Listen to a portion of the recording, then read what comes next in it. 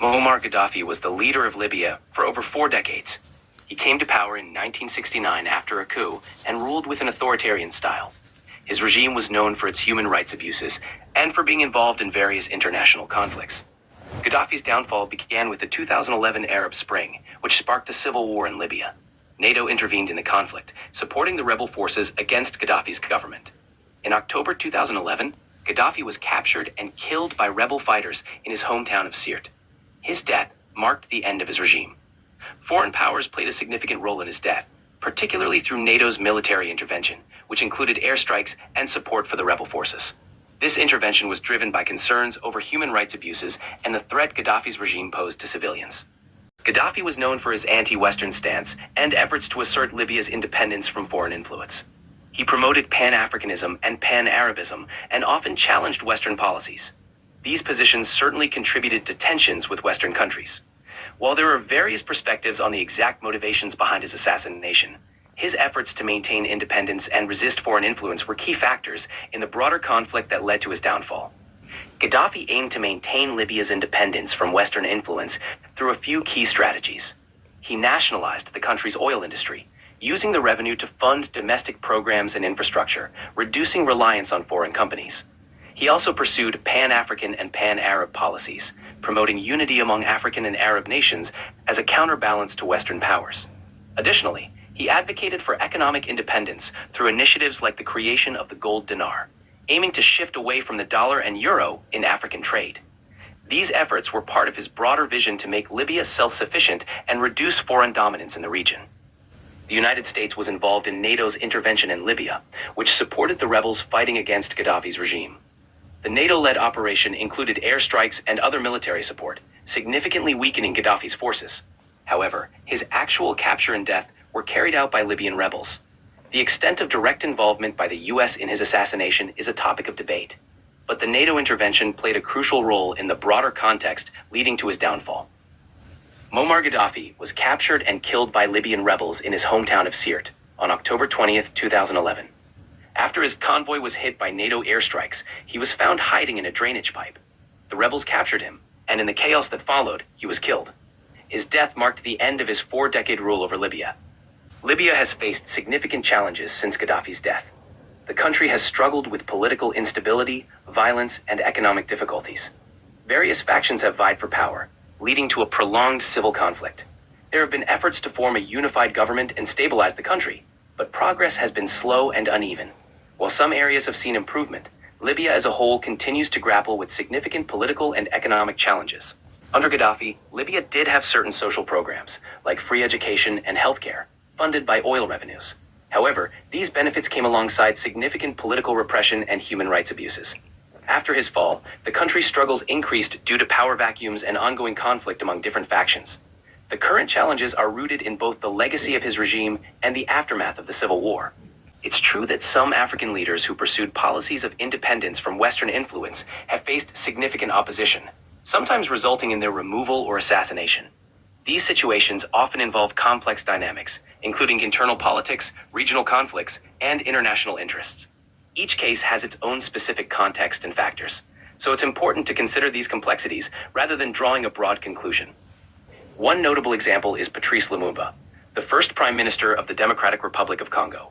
He was a prominent figure in the country's independence movement and sought to reduce Western influence.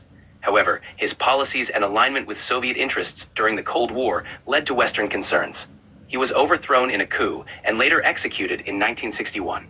Evidence has since emerged suggesting that Western powers, including Belgium and the United States, played a role in his ouster and assassination by supporting his political opponents. Lumumba's assassination remains a significant event in African history.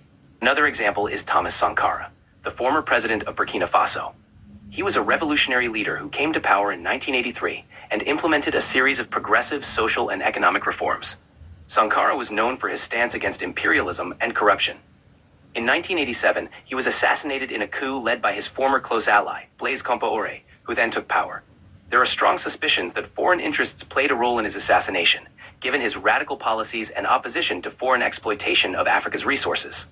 Samora Machel, the first president of Mozambique, is another African leader who died under suspicious circumstances. Michel was a key figure in the struggle for Mozambique's independence and led the country from 1975 until his death in 1986. He died in a plane crash near the South African border, and there has been widespread speculation that the crash was orchestrated by South African security forces, who were opposed to his support for anti-apartheid movements in the region. Despite official investigations, the exact cause of the crash remains controversial. Another example is Laurent Desire Kabila, the former president of the Democratic Republic of Congo. He was a key figure in overthrowing Mobutu Sese Seko and became president in 1997. In 2001, Kabila was assassinated by one of his bodyguards under mysterious circumstances. The exact motives and the extent of foreign involvement remain unclear, but his death led to significant political upheaval in the country. His son, Joseph Kabila, succeeded him as president. Another notable case is that of Félix Roland Moumié, a Cameroonian independence leader. Moumié was poisoned in 1960 in Geneva, Switzerland, by an agent of the French Secret Service. He was a prominent figure in the fight against colonial rule and was targeted due to his activism. His assassination remains a significant example of the lengths to which colonial powers went to suppress independence movements in Africa. Amilcar Cabral, a prominent leader in the fight for independence for Guinea-Bissau and Cape Verde, was assassinated in 1973. Cabral was a key figure in the anti-colonial movement against Portuguese rule. He was assassinated by members of his own party, believed to have been infiltrated and influenced by the Portuguese secret police. His assassination was a major blow to the independence movement, though it continued and eventually succeeded in gaining independence for both countries. But here are a few more notable leaders. Mehdi Ben Barka, a Moroccan politician and anti-colonial activist, he was kidnapped and disappeared in Paris in 1965. His fate remains unknown, and his disappearance has been linked to multiple intelligence agencies. Pierre Mulele, a Congolese revolutionary leader who was executed in 1968 after being lured back to Congo under false pretenses. Alain Cisse, the former president of the Democratic Republic of Congo, who died in 2011 under suspicious circumstances while in exile. Chris Hani, a South African anti-apartheid leader, was assassinated in 1993. He was the leader of the South African Communist Party and a prominent figure in the African National Congress. His assassination was carried out by a right-wing extremist, which nearly derailed the negotiations to end apartheid. His death caused widespread outrage and is seen as a pivotal moment in South Africa's transition to democracy. Thomas Sankara, the former president of Burkina Faso, was assassinated in 1987. Sankara was a revolutionary leader known for his progressive policies and efforts to reduce corruption and Western influence. His assassination was carried out during a coup, led by his former close ally, Blaise Compaoré, who then took power. The circumstances surrounding his death remain controversial, and many believe there was foreign involvement due to his anti-imperialist stance. Another example is Robert Mugabe, the former president of Zimbabwe. While he wasn't assassinated, his removal from power in 2017 was seen as a coup, with heavy military involvement and likely external influences. His long rule was marked by tensions with Western countries, especially due to his land reform policies and stance on African sovereignty. Then there's Kwame Nkrumah, Ghana's first president, who was overthrown in 1966 while on a trip to China and North Vietnam. Many believe Western intelligence agencies played a role, as he was seen as too close to the Soviet Union during the Cold War. These cases highlight the complex power struggles and external influences that have shaped Africa's political landscape. Another significant case is that of Eduardo Mondlane, the founder and leader of Frelimo, the Mozambican liberation movement. He was assassinated in 1969 by a parcel bomb in Dar es Salaam, Tanzania. Mondlane's death was a major setback for Mozambique's independence movement, and there is evidence suggesting Portuguese involvement in his assassination. Another leader is Hendrik Witbooi, a Namibian nationalist and a leader in the fight against German colonial rule. He was killed in 1905 under mysterious circumstances during the Nama Herero uprising. These leaders are just a few examples among many who faced similar fates. Sekou Touré, Guinea, 1984, the first president of Guinea, he died under suspicious medical conditions while in the U.S. for treatment. Some suspect foul play. Mohamed Boudiaf, Algeria, 1992. He was brought back from exile to lead Algeria, only to be assassinated a few months later, supposedly by a bodyguard. Some believe his death was orchestrated by political rivals. 8. Samuel Doe, Liberia, 1990. Liberia's leader was captured and brutally executed by rebels, ending his controversial rule. His removal was linked to deep-seated political and ethnic tensions. 9. Anwar Sadat, Egypt, 1981. While not from sub-Saharan Africa, his assassination by extremists in the Egyptian military was a major turning point in African and Middle Eastern politics. Many of these deaths and removals involve both internal struggles and international interests. African leaders who challenged powerful interests often face significant risks. Steve Biko, a prominent anti-apartheid activist in South Africa, he died in police custody in 1977 under suspicious circumstances, officially from injuries sustained during interrogation. Reuben Naibo, a Cameroonian leader of the Union of the Peoples of Cameroon, he was assassinated by French forces in 1958 during the struggle for independence. Sylvanus Olympio, the first president of Togo, he was assassinated in 1963 during a military coup. These are a few more instances among many, reflecting the complex and often turbulent political histories in various African nations. Houari Boumediene, Algeria, 1978. Algeria's president died suddenly from a rare blood disease. Some believe he was poisoned due to his strong nationalist policies. 3. Jonathan John Magufuli, Tanzania, 2021. The Tanzanian president died under controversial circumstances during the COVID-19 pandemic. Officially, it was due to heart complications, but many suspect political foul play. 4. Mohammed Anwar el-Sadat, Egypt, 1981. He was assassinated during a military parade by Islamist extremists within his own military due to his peace treaty with Israel. Ahmed Ben Bella, Algeria, 1965. The first president of independent Algeria, he was overthrown in a coup led by Houari Boumediene and placed under house arrest for years. Didier Ratsiraka, Madagascar, 2002. After a disputed election, he was forced into exile, effectively ending his rule. Some believe foreign influence played a role in his downfall. 8. Mohamed Morsi, Egypt, 2019. Egypt's first democratically elected president. He was removed in a military coup and later died in court under harsh imprisonment conditions. Many suspect he was deliberately mistreated. Pierre Nkurunziza, Burundi, 2020. Officially, he died of a heart attack, but his sudden death amid political tensions led to speculation of poisoning or foul play. 10. Gamal Abdel Nasser, Egypt, 1970. The Egyptian leader died suddenly of a heart attack. While no clear evidence of assassination exists, there have been rumors of poisoning due to his strong anti-Western stance. Many of these leaders challenged powerful interests, and their deaths or removals remain subjects of speculation and investigation. The deaths, assassinations, and removals of African leaders highlight a troubling pattern in the continent's political history. Many of them were either fighting against colonial influence, pushing for economic independence, or resisting foreign control. In several cases, external powers, whether former colonial rulers, Cold War superpowers, or regional rivals, played a role in their downfalls, while internal political struggles and personal rivalries also contributed. The consistent pattern of leaders being targeted when they challenge powerful interests raises serious questions.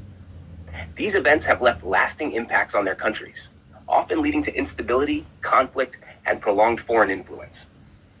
It's a reminder that Africa's struggle for true political and economic sovereignty has been met with significant resistance, both from within and outside the continent. Understanding these histories is crucial in shaping a future where African nations can govern without fear of external interference or political manipulation.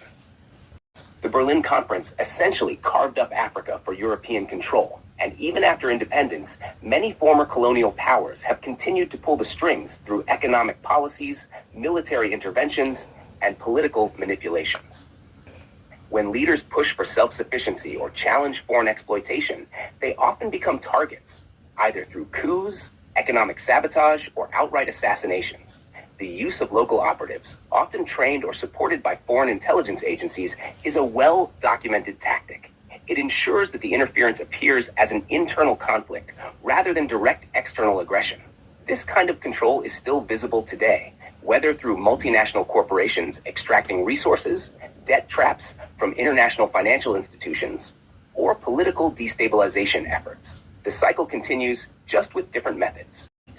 It's a deeply entrenched system that has been designed to keep African nations dependent. The economic aspect is key. The CFA franc, for example, is still controlled by France, meaning those countries don't have full sovereignty over their own currency. And when a leader tries to break away from that system, we often see immediate pushback, whether through economic pressure, political destabilization, or military coups. The military angle is also crucial. If a country's soldiers are trained by foreign powers, they can be influenced to act in ways that serve external interests rather than their own nations. That's why we often see military takeovers that seem to align with foreign agendas rather than national interests. Breaking free from this control would require massive economic restructuring, strong leadership willing to resist external influence, and regional unity among African nations. But as history has shown, any leader who tries to go down that road is often removed. A strong, independent military that is loyal to the nation rather than foreign interests would be a huge step toward real sovereignty. If African countries could train their own soldiers, fund their own defense systems, and ensure their military leadership isn't compromised by outside forces, it would make foreign interference much harder. It would also require economic independence, controlling currencies, managing natural resources locally, and reducing reliance on foreign financial institutions that come with strings attached.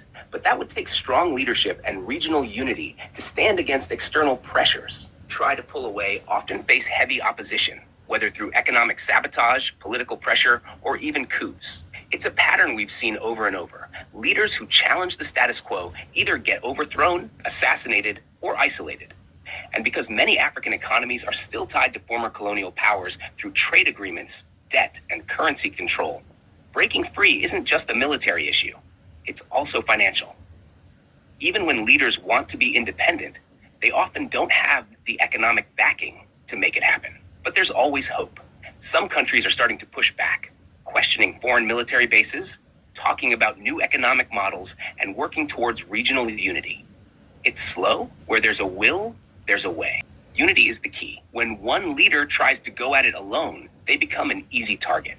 But if African nations stood together, economically, militarily, and politically, it would be much harder for foreign powers to undermine them. A United States of Africa was a vision that leaders like Kwame Nkrumah and Muammar Gaddafi pushed for, but outside forces and internal divisions prevented it from happening. If African countries controlled their own currency, trade policies, and military training under a united front, they could finally break the cycle of dependence. Foreign powers rely on African leaders being divided, which is why they often fuel conflicts and keep countries competing instead of cooperating. But if enough leaders were willing to put aside differences and commit to true sovereignty together, it would change everything. Africa has everything it needs to thrive without Western interference. Rich resources, fertile land, and a young, energetic population. The biggest obstacle isn't a lack of resources, but the division that has been deliberately created and maintained by foreign powers. The conflicts between African nations, and even within countries, are often fueled by external interests that don't want a strong, united Africa. If African leaders and the people wake up to this reality, they could stop fighting each other and start working together to build true independence. It's not an easy road, but it's possible. If enough leaders realize the game that's being played and refuse to be pawns, they could start something powerful. And once a few countries successfully break free, others would follow. If you enjoyed the video, kindly hit that subscribe bell and give it a like. It really helps the channel grow. Thank you.